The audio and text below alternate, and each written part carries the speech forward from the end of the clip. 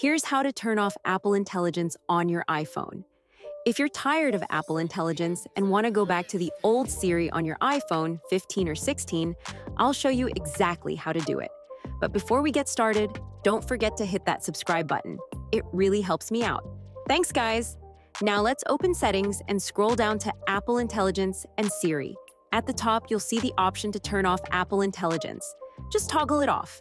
Now, if you press and hold the side button, you'll notice that the original Siri appears without any of the Apple Intelligence features. But there's one more step. Let's go back to Settings, tap on General, and then iPhone Storage. Scroll down and tap on iOS.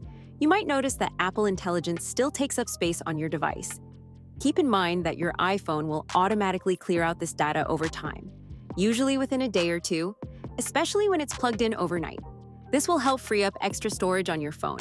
And that's it. Now you're back to the classic Siri experience. I hope this helps. If it did, consider subscribing my channel. It really supports me. Thanks for watching.